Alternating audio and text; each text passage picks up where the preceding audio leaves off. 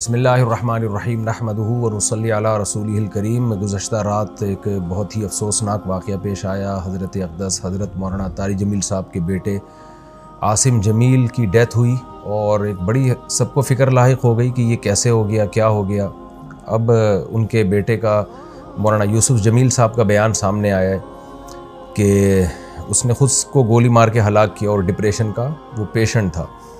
सबसे पहले तो हम दुआ करते हैं अल्लाह ताला उसकी मग़फ़िरत फ़रमाए और हज़रत अक़दस हज़रत मौलाना तारिक जमील साहब और उनके तमाम लवाहिक़ीन, बेटे की वालदा जो थी उनको भी और भाइयों को अल्लाह सब्र जमील की तौफ़ीक़ अता फ़रमाए और उस बेटे को उस जहाँ की भलाइयाँ नसीब करे अल्लाह ताला, उसके सग़ाइर कबाइर ख़ताओं को अल्लाह माफ़ करे। मैं जो ये बयान रिकॉर्ड करवा रहा हूँ इसका एक बड़ा मकसद जो है वो उन लोगों को जवाब देना है जो इस अमल को ख़ुदकुशी करार दे रहे हैं, क्योंकि मैंने भी कुछ कमेंट्स पढ़े हैं, कुछ लोगों के नेगेटिव कमेंट्स हैं। आपको पता है कि दीनदार तबके की तरफ से कुछ लोग ऐसे मुखालिफ लोग हैं उलमा के, दीनदारों के, कि उनको मौका चाहिए होता है प्रोपेगेंडा करने का।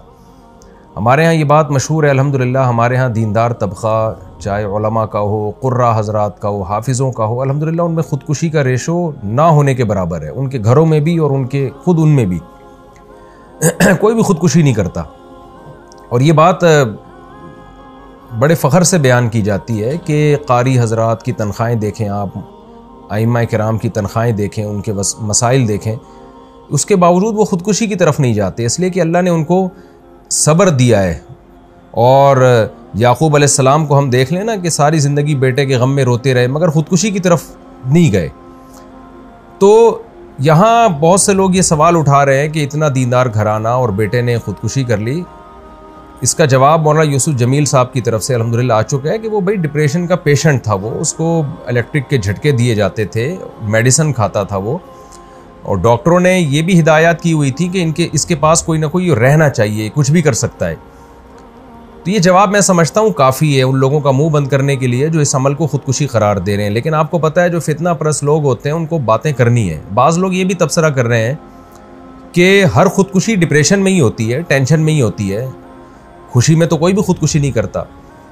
तो देखें ये टॉपिक डॉक्टरों का है, डॉक्टर बताते हैं और हमने मुशाहिदा भी किया है कि डिप्रेशन दो तरह की होती है। एक डिप्रेशन तो आम लोग जो दुनिया की मोहब्बत में डिप्रेशन में गए हुए हैं, एक डिप्रेशन वो होती है जो किसी दिमागी बीमारी की वजह से होती है। इसमें दीनदार लोग भी मुब्तला हो सकते हैं और इसका इलाज ये नहीं है कि उसको सब्र की तलकीन की जाए, इसका इलाज मेडिसिन होती है। दिमाग में कुछ केमिकल आगे पीछे हो जाते हैं। ऐसे बहुत सारे पेशेंट हमने अपनी ज़िंदगी में देखे हैं, बहुत अच्छे लोगों को जिन्होंने बड़ी बड़ी टेंशनें झीली हैं, बर्दाश्त की हैं, लेकिन वो बैठे बैठे डिप्रेशन में चले जाते हैं। मेडिसिन लेते हैं तो सेट हो जाते हैं, वो दिमाग के कुछ केमिकल हैं जो आगे पीछे हो जाते हैं।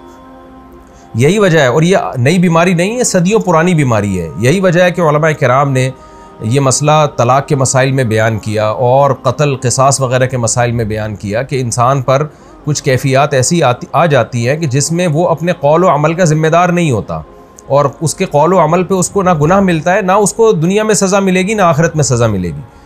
ये वो जब है जब इंसान की दिमागी सलाहियत काम करना छोड़ दे। तलाक़ आपको मालूम है कितना हसास मामला है, शदीद गुस्सा में भी अगर इंसान हो तो तलाक़ वाक़ हो जाती है। सलासुन जिद्दुहुन्न जिद्दुन व हज़्लुहुन्न जिद्दुन, इस हदीस की रोशनी में। लेकिन उलमा ने बयान किया कि अगर कोई डिप्रेशन का पेशेंट है और उसके पास क़राइन है और वो उसका दिमाग सही काम नहीं कर रहा, ऐसी सूरत में वो बीवी को 100 तलाक़ें भी दे देगा तो नहीं होंगी, इसलिए कि उसका दिमाग ही काम नहीं कर रहा है ऐसे मौके पे।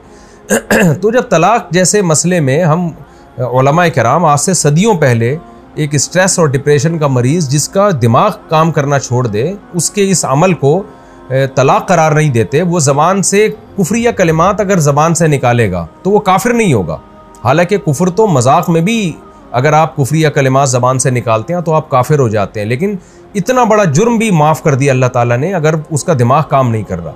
तो ऐसे ही खूब समझ लें कि ऐसा डिप्रेशन का मरीज़ अगर किसी को कत्ल कर देता है या अपने आप को कत्ल कर देता है तो वो ना दुनिया में मुजरिम है, ना अल्लाह के यहाँ वो मुजरिम है।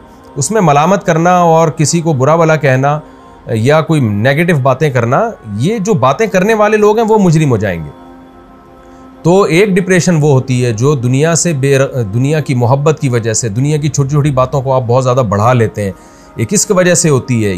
ये नापसंदीदा है, क्योंकि नेक लोग हमेशा सब्र करते हैं। लेकिन एक डिप्रेशन वो है जो आपको किसी दिमागी बीमारी की वजह से, तो ये बचपन से इसकी जो हमें तहकीकात से मालूम हुआ है कि ये जो हज़रत का जो बेटा है ये बचपन से ही किसी दिमागी बीमारी में मुब्तला था और इलाज भी हो रहा था। हज़रत जो ज़िम्मेदारियाँ एक बाप की होती हैं वो औलाद के लिए, वो ज़िम्मेदारियाँ पूरी करने में लगे हुए थे, लेकिन ज़ाहिर है कुछ चीज़ें अल्लाह की तरफ से होती हैं, इंसान उसमें बेबस होता है।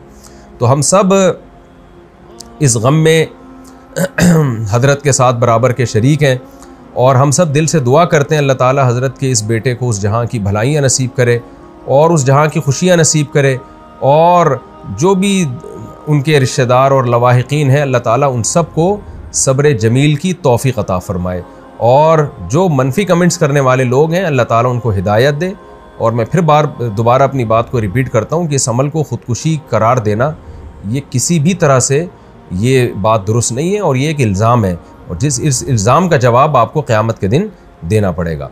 अल्लाह ताला मरहूम की मग़फ़िरत फ़रमाए और लवाहिकीन को अल्लाह सब्र जमील की तौफ़ीक़ अता फ़रमाए और मरहूम को जन्नत में अल्लाह ताला आला दर्जात अता फ़रमाए। व मा अलैना इल्लल बलाग।